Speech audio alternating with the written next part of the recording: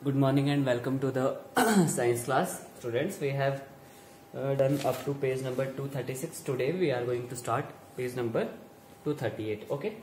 First question. So without wasting time, चलिए start करते हैं. Name two safety measures commonly used in electric circuit and appliance. ठीक है, appliances और electric circuit में क्या safety measure आपको use करने चाहिए. Question number first. तो first है आपके पास safety measures to be used in electric circuit and appliances are. सबसे पहले क्या होता है, एक तो हमें क्या करना चाहिए, सेफ्टी फ्यूज यूज करना चाहिए हमें. ठीक है, क्या यूज करना चाहिए, safety fuse, a safety fuse of proper rating. इसके आगे राइट करना है, a safety fuse of proper rating should be used in the circuit. ठीक है, safety fuse prevent the damage to the appliance and the circuit. ठीक है, ये write करना. A safety fuse of proper rating should be used और full stop. Safety fuse prevents the damage to the circuit and the appliance. ठीक है, कोई भी appliance है तो उसको डैमेज नहीं होने देगा, क्योंकि आपको पता है ना, सेफ्टी फ्यूज के अंदर जो वायर होती है वो हाई टेम्परेचर पे मेल्ट हो जाती है और आपका करंट फ्लो नहीं करेगा. करंट फ्लो नहीं करेगा तो आपका अप्लायंस खराब होने से बच जाएगा. ठीक है, ओके. नेक्स्ट क्या करते थे हम यूज, अर्थ वायर. एक अर्थ वायर भी यूज करते हैं हम. ठीक है,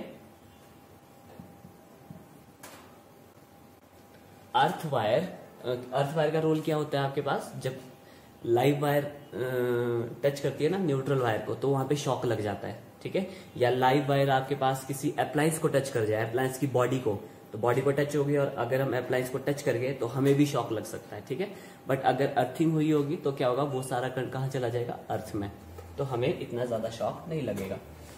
okay, earth wire prevents the shock.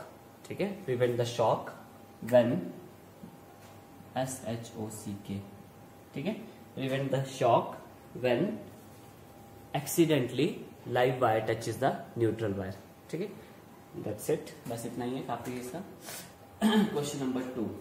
अब ये बोलता है इलेक्ट्रिक ओवन आपको गिवन है, इलेक्ट्रिक ओवन, और इसकी पावर गिवन है, that is how much, 2 kilowatt. 2 kilowatt का मतलब है 2000 वाट. वाट में कन्वर्ट कर दिया इसको. ठीक है, 1 किलोवाट इज इक्वल टू 1000 वाट होता है. और ये बोलता है जो घर में वोल्टेज आती है ना, potential difference, that is 220 volt. अब ये आई बोलता है आपको फाइंड आउट करने के लिए. फाइंड आउट करने के लिए तो नहीं, ये बोला electric oven of 2 kilowatt power rating is operated in domestic electric circuit 220 volt that has a current rating of 5 ampere. और उस घर में क्या है, करंट रेटिंग, मतलब जो वायर की यूज की गई है दैट इज 5 एम्पियर की है. उसकी रेटिंग क्या है, 5 एम्पियर की है. तो चलिए पहले यहां निकालते हैं जरा, इस इलेक्ट्रिक ओवन को रन करने के लिए कितना करंट चाहिए पड़ेगा. ठीक है, आपने देखा है कि P is equal to VI. Formula क्या होता है, P is equal to VI, ये फॉर्मूला है. तो I will be P over V. ये यहाँ पे आ गया ना, क्रॉस मल्टीप्लाई हो गया. I is equal to 2000 over voltage was 220. ठीक है, 0 0 100 11. ठीक है, इट विल बी 9.09 एम्पियर. ठीक है, ये आपके पास इस इलेक्ट्रिक ओवन को रन करने के लिए कितना चाहिए पड़ेगा, हमें इतना करंट चाहिए पड़ेगा. बट ये बोलता है जो वहां पे क्या है, करंट रेटिंग है वो कितनी है, current rating of circuit is, और यहाँ पे current rating of current rating बोलो या करंट रेटिंग बोलो. ठीक है, करंट रेटिंग राइट करना तो अच्छा रहेगा. ठीक है, करंट रेटिंग ऑफ सर्किट कितना बोलता है ये, 5 एम्पियर. ठीक है, 5 एम्पियर.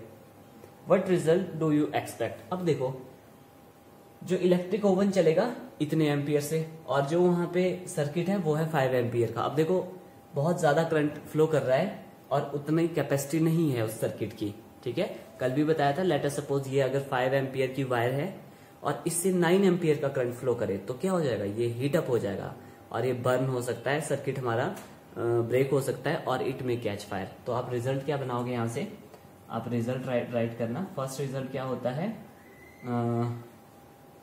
देयर में बी अ शॉर्ट सर्किट. पहली बात वहां पे क्या हो सकता है, देयर में बी अ शॉर्ट सर्किट, पहली बात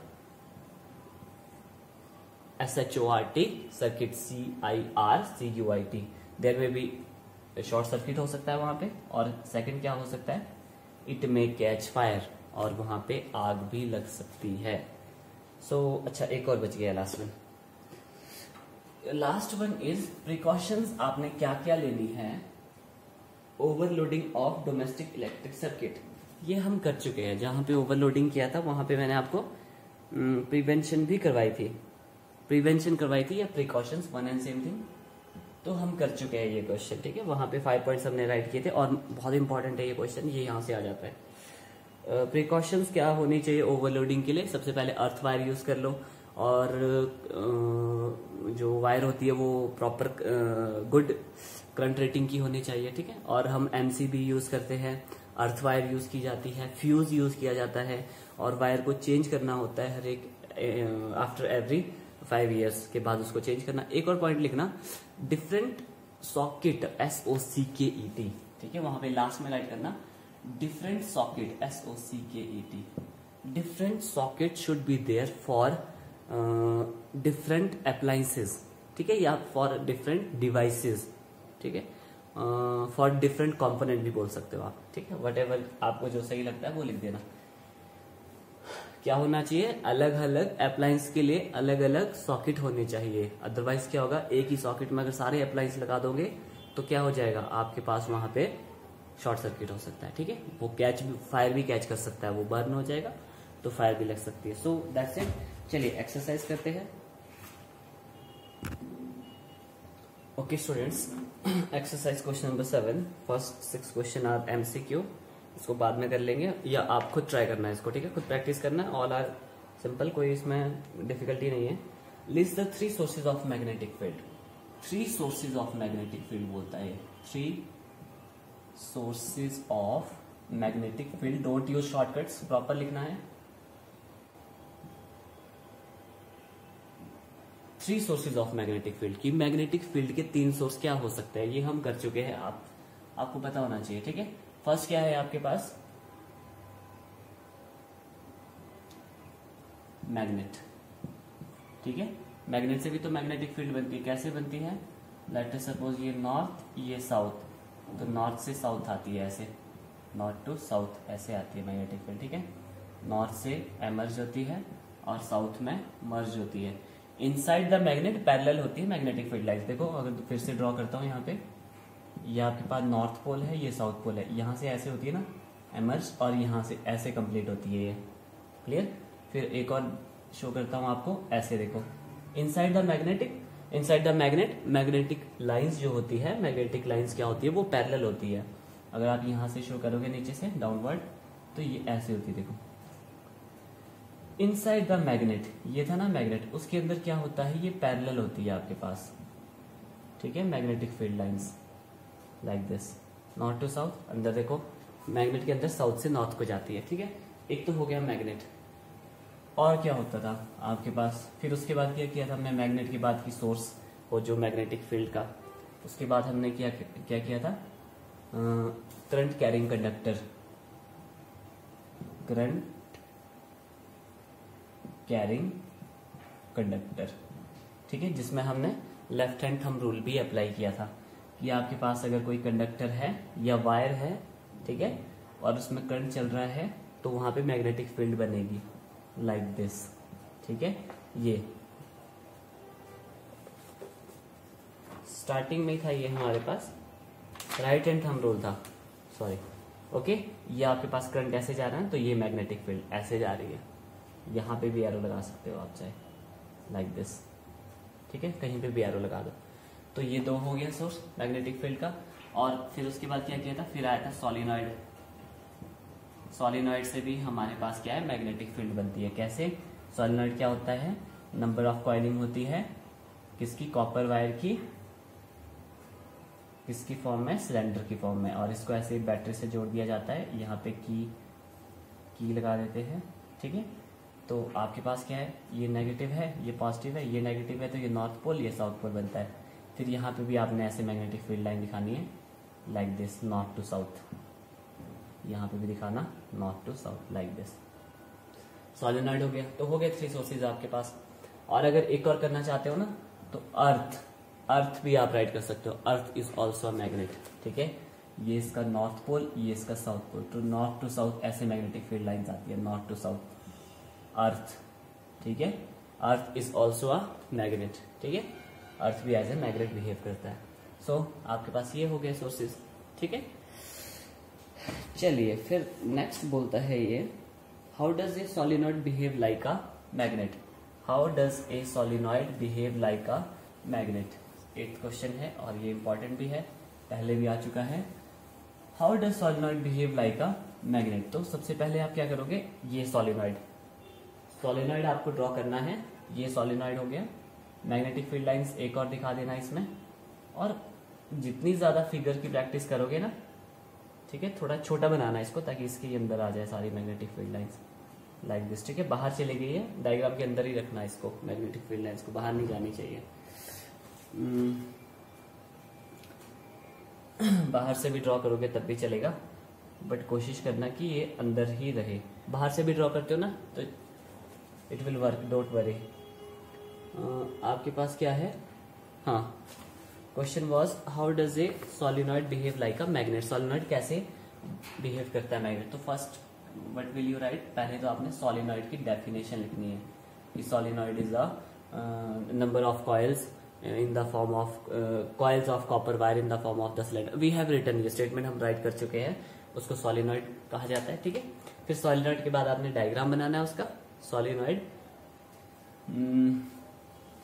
ठीक है। उसके बाद डायग्राम बना लिया, फिर उसके नीचे आपने राइट करना है कि properties of the solenoid is similar to that of the magnet.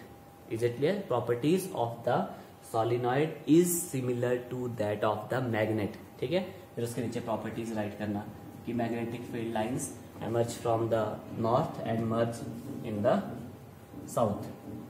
Emerge होती है नॉर्थ से और साउथ में जाती है। Inside the magnetic field lines are from south to north and are parallel भी होती है मैग्नेटिक फील्ड लाइंस। और भी जो प्रॉपर्टीज आपने लिखी है ना कि दे डू नॉट इंटरसेक्ट, वो सारी प्रॉपर्टीज आपने राइट करना है, ठीक है। चलिए ये भी हो गया। Next question, question number 9। Question number 9, when, अच्छा ये सॉरी, क्वेश्चन नंबर 8 में बोलता है can you determine the north and south pole of the current carrying solenoid with the help of the bar magnet. With the help of the bar magnet, with the help of the bar magnet, मतलब इसमें bar magnet भी आपको draw करना होगा, ठीक है। इस diagram के बाद फिर आप लिखोगे ना properties of the solenoid is similar to that of the bar magnet. फिर उसके बाद बार मैग्नेट बना लेना ऐसे करके, नॉर्थ साउथ, और यहां से ऐसे करके इसकी मैग्नेटिक फील्ड लाइंस दिखा लेना लाइक दिस, ठीक है। ये आपके पास लाइक दिस, ठीक है। फिर उसकी प्रॉपर्टीज राइट करना बस नीचे। सो दैट्स इट, हो गया। When is the force experienced bye the current carrying conductor placed in a magnetic field largest. कि आपके पास जब किसी कंडक्टर को मैग्नेटिक फील्ड में रखा जाए तो सबसे ज्यादा फोर्स कब लगेगी उसके ऊपर, ठीक है। लेट अस सपोज हमने किया हुआ है कि ये आपके पास मैग्नेट है जो मैग्नेटिक फील्ड लाइंस, जिसकी मैग्नेटिक फील्ड लाइंस होगी, ठीक है। Magnetic field lines of forces भी बोलते हैं उसको, या मैग्नेटिक फोर्सेस ऑफ लाइंस, कुछ ऐसा, हाँ। ये आपके पास लेट अस सपोज यहाँ पे कोई कंडक्टर है इसके बीच में, ठीक है। Conductor carrying current, conductor current carrying conductor, मतलब इस कंडक्टर में क्या है, या वायर भी बोल सकते हो, वो क्या है,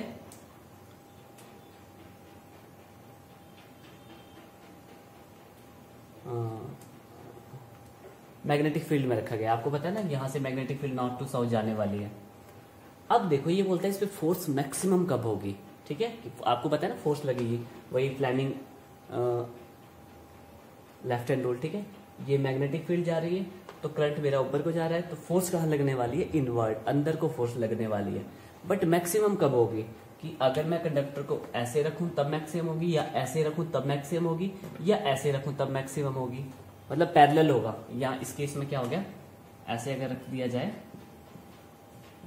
अगर मैं पैरेलल रख दूं, ये कंडक्टर है और ये करंट चल रहा है इससे ऐसे, अगर ऐसे रखूं तब ज्यादा फोर्स लगेगी, ठीक है।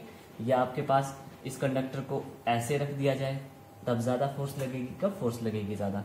तो ऑलवेज रिमेंबर, जब आपके पास करंट कैरिंग कंडक्टर और मैग्नेटिक फील्ड लाइंस आपस में परपेंडिकुलर हो तो उस केस में सबसे ज्यादा फोर्स लगती है। कब लगती है? ये वाला केस है आपके पास में, ये वाला। अब देखो ना, करंट की डायरेक्शन क्या है? ये करंट आपके पास ऐसे जा रहा है और ये मैग्नेटिक फील्ड लाइंस ऐसे को जा रही है। क्लियर है ना? ये करंट ऊपर को जा रहा था और ये मैग्नेटिक फील्ड लाइन बी से राइट करते हैं, ठीक है। तो ये मैग्नेटिक फील्ड लाइन ऐसे जा रही है, तो दोनों क्या है आपस में? परपेंडिकुलर, 90 डिग्री बन रहा है यहाँ पे, ठीक है। और जब परपेंडिकुलर होता है ना current and the magnetic field, तो वहां पे सबसे ज्यादा फोर्स एक्सपीरियंस करता है वहां पे कंडक्टर, ठीक है।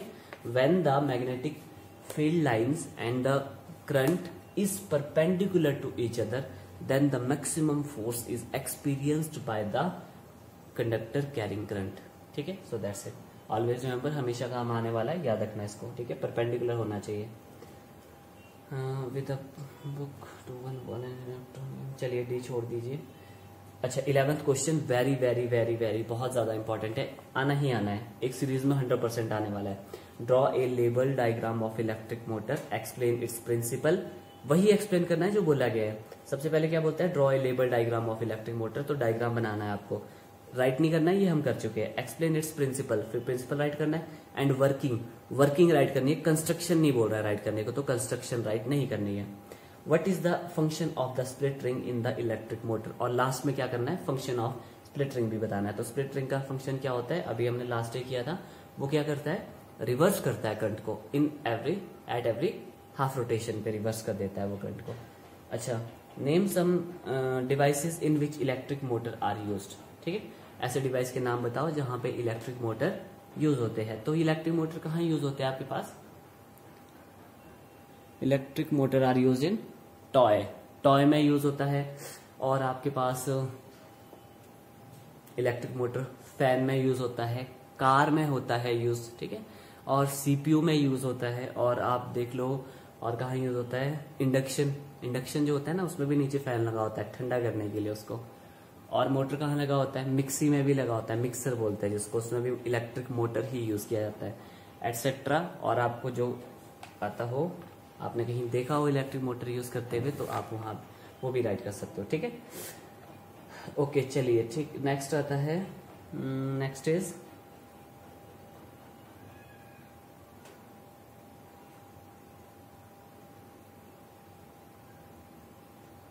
चलिए क्वेश्चन नंबर 13 है। वैसे कर चुके हैं ये भी, कि आपको बोलता है ये कॉइल है लाइक दिस, और इसको गैल्वेनोमीटर से कनेक्ट कर दिया गया है, और यहाँ पे मैग्नेट ले लेते हैं लाइक दिस, ठीक है।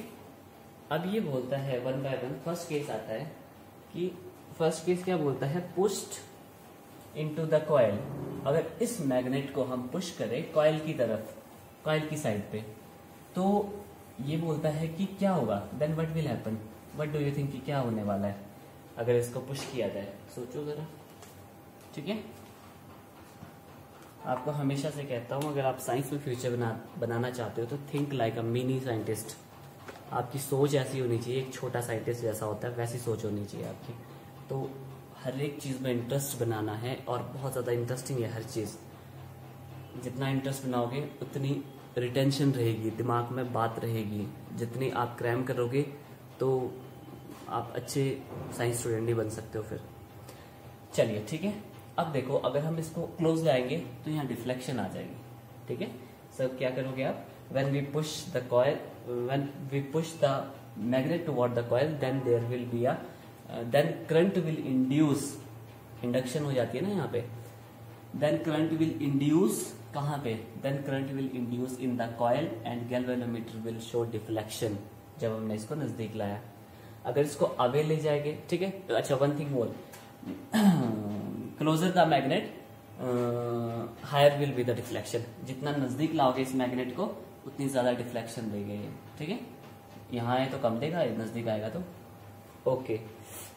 अब बोलता है ये withdraw from inside the coil. अब हमने विड्रॉ करना है, इसको निकालना है। अब हम निकालेंगे तो इंडक्शन भी तो कम हो जाएगी, इंडक्शन कम होगी तो करंट कम हो जाएगा, करंट कम होगा तो आपके पास डिफ्लेक्शन भी कम होगी। गैल्वेनोमीटर में बोल रहा है कि गैल्वेनोमीटर में क्या होगा, when we withdraw the magnet then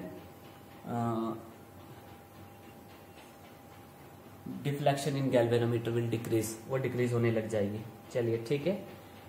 held stationary inside the coil, अगर इसको स्टेशनरी मतलब ऐसे ही रोक के रख दिया जाए, ऐसे ही करके, आपको पता है जब रिलेटिव मोशन होता है ना मैग्नेट का, तभी इंडक्शन होती है। क्यों?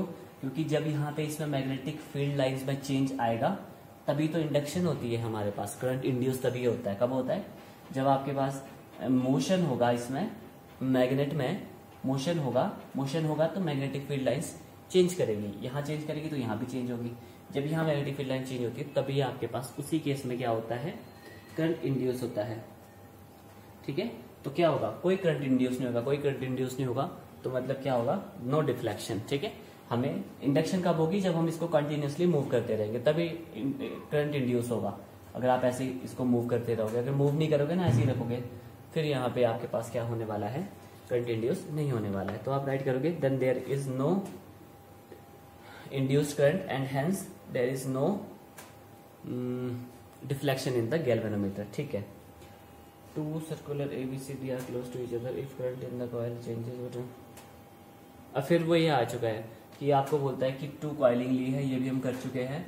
एक कॉइल को आपने करंट ऐसे बैटरी से कनेक्ट करना है और ऐसे करके, फिर दूसरी कॉइल बोलता है कॉइल बी, तो यहाँ गैल्वेनोमीटर यूज किया हुआ है, तो ये नॉर्थ ये साउथ बनने वाला है आपके पास। तो क्या चेंजेस आने वाले हैं, तो ये हम कर चुके हैं। अगर आपको आ जाता है क्वेश्चन तो सो यू कैन राइट। ठीक है, question number 15, state the rules determine the direction of the magnetic field produce around the state the rule. अच्छा, रूल बताना है आपको, magnetic field produce around the straight conductor carrying current. यहाँ पे कौन सा रूल लगेगा जो मैग्नेटिक फील्ड को बताएगा? फर्स्ट केस ए वाले में कौन सा रूल लगेगा? अब ये मैं नहीं बताने वाला हूँ, आप ये खुद फाइंड आउट करोगे, बिकॉज वी हैव डन, हम ये कर चुके हैं।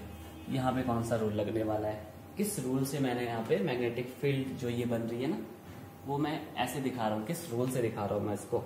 नेक्स्ट बोलता है force experience by the current carrying straight conductor placed in the magnetic field. B case में क्या बोलता है कि मैग्नेटिक फील्ड है, तो मैग्नेटिक फील्ड तो मैग्नेट करेगा, और उसके बीच में क्या प्लेस किया है, कंडक्टर कैरिंग करंट।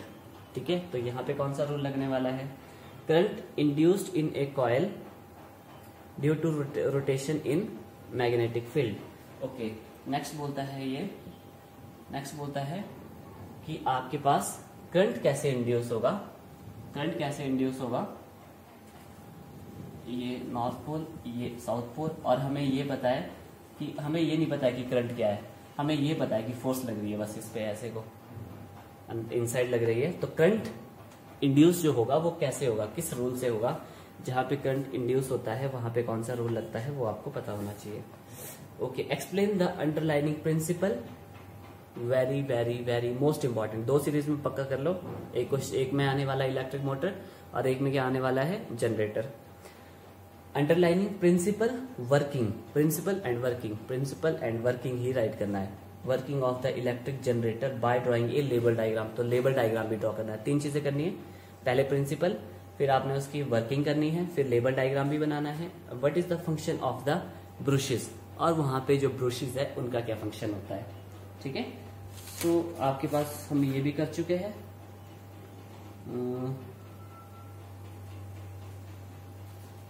सो चलिए फिर लास्ट करते हैं 17 एंड 18।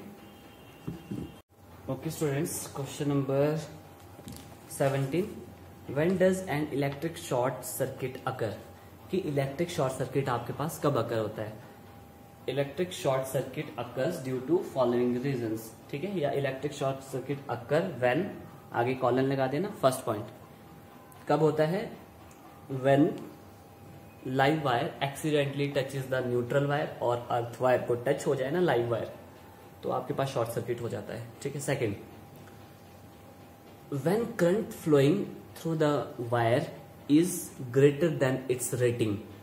ठीक है, सेकंड पॉइंट क्या राइट करोगे, when current flows through the wire is greater than its current rating या रेटिंग बोल सकते हो आप, कि आपको क्या बोलता है, अगर वायर की रेटिंग 5 एम्पियर है और उससे करंट जा रहा है 10 एम्पियर का या 6 एम्पियर का, 7 एम्पियर का करंट रन कर रहा है, तो वहां पे शॉर्ट सर्किट ही होना है आपके पास। और थर्ड पॉइंट राइट करो। थर्ड पॉइंट में आप क्या राइट करोगे कि if the insulation around the wire is weaker, कि आपके पास ये वायर थी और उसकी चारों ओर जो इंसुलेशन है वो क्या है, वीक। मतलब क्या है आपको पता है ना, वायर, अंदर वायर होती है, उसके बाद प्लास्टिक लगा होता है, एक प्लास्टिक की लेयर लगी होती है, ठीक है, या रबर लेयर लगी होती है। अगर वो कहीं से मानो चूहे ने काट लिया, उसको चूहे ने काट लिया या टूट गई, ठीक है, टूट भी जाती है, तो क्या होगा, तो वहां पे अगर मानो वो वायर कहीं टच हो गई किसी को, तो क्या हो सकता है, शॉर्ट सर्किट हो सकता है, या अर्थ वायर को टच हो जाए, न्यूट्रल वायर को टच हो जाए, समझे। या प्रॉपर मानो आपने वायर कनेक्ट किया हुआ है, वहां पे प्रॉपर सेलो टेप नहीं लगाई हुई आपने, तो क्या हो गया, न्यूट्रल वायर और अगर वो लाइव वायर टच हो गई आपस में, तो वहां पे शॉर्ट सर्किट हो सकता है, ठीक है। वीक, या डायरेक्टली राइट कर सकते हो weaker insulation of the wire, weaker insulation. अच्छा, और क्या होता है, क्या बोलते हैं उसको, फोर्थ पॉइंट क्या आएगा आपके पास, फोर्थ पॉइंट इज, अच्छा, लूज कनेक्शन, लूज कनेक्शन बोलो या लूज जॉइंट भी बोल सकते हो आप, ठीक है। ड्यू टू लूज कनेक्शन और joint may cause electric short circuit, ठीक है। लूज कनेक्शन कैसे बोल रहा हूं मैं, लेट अस सपोज आपके पास वायर थी, ये वायर थी, आपने यहां से इसको कट कर दिया, कनेक्शन दे दिया, मानो लेट अस सपोज आगे एक जॉइंट दे दिया, और यहाँ पे आपने प्रॉपर इसको टाइटली नहीं किया हुआ है, ठीक है, वायर को बाइंड नहीं किया हुआ है टाइटली वहां पे, फिर भी वहां पे क्या होता है, शॉर्ट सर्किट होता है, ठीक है। कभी कनेक्शन लूज नहीं होना चाहिए, हमेशा पेच वगैरह होते हैं ना जो, वो टाइट होने चाहिए बिल्कुल, ठीक है। ऐसे टाइट करने की आपके पास वायर वहां पे हिलनी नहीं चाहिए, वायर हिलेगी तो वहां पे आपके पास शॉर्ट सर्किट हो सकता है, ठीक है। वहां स्पार्किंग होती रहेगी, कंटिन्यूसली स्पार्किंग होती रहेगी। स्पार्किंग जब होती है तो बहुत ज्यादा हीट जनरेट होती है, हीट जनरेट होगी तो वहां बर्निंग हो सकती है, ठीक है। आप कोई भी कनेक्शन देते हो ना वायर में, इट शुड बी टाइट, बहुत टाइट होना चाहिए वो, तब जाके वहां पे शॉर्ट सर्किट नहीं होगा। अगर आप लूज कनेक्शन करते हो ना, ऐसे ही टेम्परेरी काम करोगे कि चलो काम चला लेते हैं, वायर को ऐसे ही लगा लेते हैं, तो क्या होगा आपके पास वहां पे शॉर्ट सर्किट भी हो सकता है। यहाँ पे भी एक कनेक्शन है, बट ये हम देख नहीं पाएंगे इसको, चलिए इसको कनेक्शन को ले आते हैं। लेट अस सपोज ये कनेक्शन मैंने दिया हुआ है यहाँ पे, यू कैन सी, ये देखो यहाँ पे कनेक्शन। अब ये क्या है, ये एक लाइव वायर है, एक न्यूट्रल वायर है, ठीक है। अब देखो प्रॉपर इसकी मैंने इंसुलेशन की है ना, कनेक्शन दिया हुआ है। अगर मैं प्रॉपर सेलो टेप ना लगाऊं ना, और इसमें प्रॉपर सेलो टेप ना लगे, देखो अभी करंट मुझे नहीं लग रहा है करंट, ठीक है। बट अगर ये क्या होता है, प्रॉपर इंसुलेशन नहीं होती, तो ये न्यूट्रल वायर और लाइव वायर टच हो जाती है, आपस में टच हो जाती तो यहाँ पे धमाका हो जाता। सो इन दिस वे कनेक्शन हमेशा क्या होने चाहिए, बिल्कुल टाइट कनेक्शन होने चाहिए। लूज कनेक्शन करोगे तो वहां पे स्पार्किंग होगी और फिर वहां पे शॉर्ट सर्किट हो सकता है। Last question, what is the function of the earth wire. Earth wire का क्या फंक्शन होता है। अर्थ वायर आपको पता है as a safety measure use किया जाता है। क्यों यूज किया जाता है, वहां यूज किया जाता है जहां पे अप्लायंस में मेटेलिक बॉडी होती है। मेटेलिक बॉडी क्यों, मेटेलिक बॉडी का मतलब क्या हुआ, मेटल का मतलब क्या होता है, मेटल कंडक्ट करते हैं इलेक्ट्रिसिटी को। मेटेलिक बॉडी मतलब मेटल यूज किया गया उस बॉडी में, और मेटल क्या करते हैं, कंडक्ट करते हैं इलेक्ट्रिसिटी को। अगर वहां पे लाइव वायर टच होगी ना मेटल में, हमने अगर टच कर लिया उसमें अप्लायंस में या बॉडी में, तो हमें भी शॉक लग जाएगा। तो उसके लिए क्या यूज करते हैं हम, अर्थिंग, अर्थ वायर यूज करते हैं, ताकि वो जो करंट हमें लगना था वो कहाँ चला जाएगा, उस अर्थ वायर के थ्रू अर्थ में चला जाएगा। अर्थ में चला जाएगा तो हम बच जाएंगे शॉक से, ठीक है। सो आई विल फॉरवर्ड यू, ये यहीं पे आपके पास बुक में है, पेज नंबर 237। क्या होता है इसमें, बोलता है दिस इज यूज, दिस नहीं राइट करना है, आपने बोलना है earth wire is use as a safety measure especially for those appliances that have a metallic body, ठीक है। फॉर एग्जाम्पल, आप राइट कर लो, साथ साथ राइट करना आपने। For example electric press, toaster, table fan, refrigerator etcetera, यहाँ पे यूज होता है इनके लिए अर्थिंग ज्यादातर। The metallic body is connected to the earth wire which provides easy path for the current to go to earth in case live wire touches the body of the appliance, ठीक है। In case live wire touches the body of the appliance. So we will not so the क्या right करें,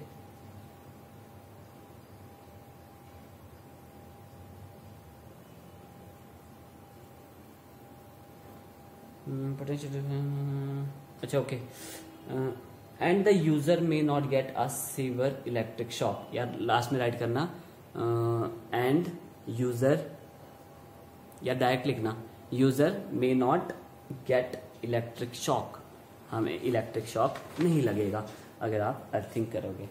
सो that's it students, last question जो ये earthing वाला है ये most important है। अब एक्स्ट्रा क्वेश्चंस फिर राइट करने वाले हैं हम, वो चलिए कल करते हैं। फिर कल ये chapter is over students, congratulations, your physics also over. और नेक्स्ट हम स्टार्ट करने वाले हैं, नेक्स्ट विल बी लास्ट वाले जनरल साइंस स्टार्ट करेंगे। उसमें क्या है, कुछ भी नहीं है उसमें, बस थ्योरी है टोटल, आपको अंडरस्टैंड करना है, आपने काफ़ी कुछ सुना भी है उसके बारे में। तो चलिए जब स्टार्ट करूँगा तो तभी आपको बताऊँगा कि कैसे आप फैमिलियर हो उस टॉपिक से। डेली लाइफ में भी आप काफ़ी सुनते हो उन टॉपिक्स के बारे में, तो वो it's not difficult, it's common, ठीक है। इसी उसका नाम क्या है, जनरल साइंस। जनरली जो आपको पता होता है दैट इज जनरल साइंस, और पता भी होना चाहिए जो आपको। So that's it students, till then stay safe and be happy, see you tomorrow.